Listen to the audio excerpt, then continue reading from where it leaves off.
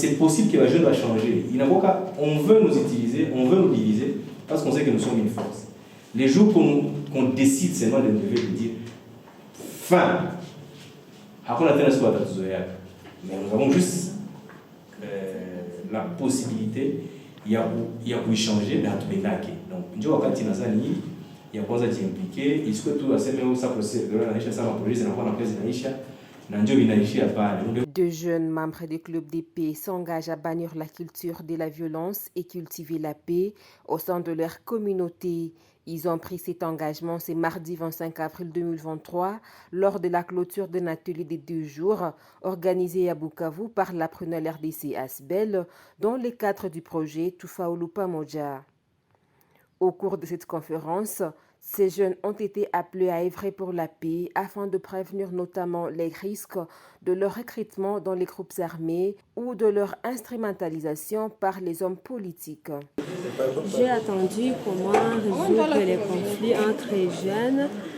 et comment résoudre les conflits dans la communauté, dans notre communauté, entre jeunes, entre deux familles.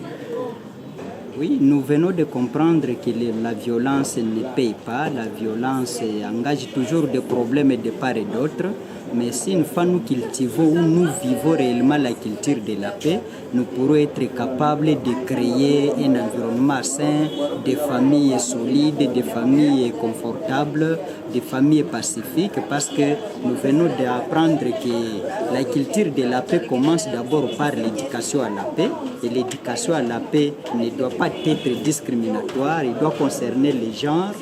l'homme et la femme, pour que les enfants puissent commencer à vivre la paix à partir de leur famille. En tant que jeune leader, l'engagement que j'ai pris aujourd'hui pour éviter le conflit concernant l'éducation, en tant que femme leader, en tant que membre du club, je conseillerais aux jeunes d'éviter le conflit, surtout des enfants, en éduquant. Jules Bassimagé, leader de jeunes et orateur du jour, pense que cette formation était importante pour remobiliser les jeunes autour de la non-violence active en cette période électorale où plusieurs politiciens ont tendance à chercher l'électorat en passant par la manipulation de la jeunesse, ce qui, selon lui, crée des conflits et tensions entre les jeunes. Définir la violence. Ce sont des actes, des gestes ou des attitudes de brutalité, d'agression en pensée ou en action. Cette brutalité peut être physique, verbale, psychologique, sexuelle, etc. De sa part, Honor David Safari de l'apprenant RDC Asbel pense qu'il est possible que les jeunes réclament leurs droits, notamment l'accès à des postes de prise de décision à travers des actions non violentes, telles que le veut le projet Tufaulu Pamoja, qui est axé sur la résolution 2250 du Conseil de sécurité des Nations Unies sur la jeunesse, paix et sécurité. Pour la paix et la résolution pacifique des conflits au cours de cette période et tout au long de ces processus que nous avons engagés depuis le début du projet de Tufaulu Pamoja.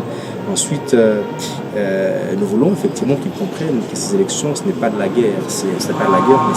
c'est effectivement un moment où la démocratie devrait s'exprimer, où ils peuvent jouer un rôle extrêmement important. Vous savez que la résolution 2250 du Conseil de sécurité de l'ONU nous donne la possibilité en tant que jeunes de participer au processus de paix notamment, mais aussi de participer aux instances de décision. Ces instances, y participer ne signifie pas que nous devons être violents, nous battre avec des armes pour pouvoir y arriver. Il existe des canons qui sont acceptés en tant que jeunes, qui sont universellement acceptés, c'est-à-dire les élections, les processus démocratiques, nous battre pour nos droits, et il y a beaucoup d'autres actions non violentes qui peuvent être utilisées, et c'est ce que nous essayons d'inculquer à ces pères éducateurs pour qu'à leur tour, ils puissent continuer à inculquer cela dans les communautés et dans les clubs d'épique que nous avons formés. Signalons que cet atelier a eu lieu dans la grande salle de la Maison régionale des jeunes et a connu la participation de jeunes membres de clubs de paix. Il a été tenu grâce à l'appui du consortium de jeunes UJCC+7 dans le cadre de l'exécution du projet Tufaulu Pamoja financé par l'ambassade de Suède en RDC. Par la tenue de cette activité, UJCC+7 espère que ces jeunes vont devenir des communicateurs sociaux à la non-violence active et œuvrer pour la paix, grande préoccupation pour la RDC, en pro aux groupes armés et aux tensions politiques.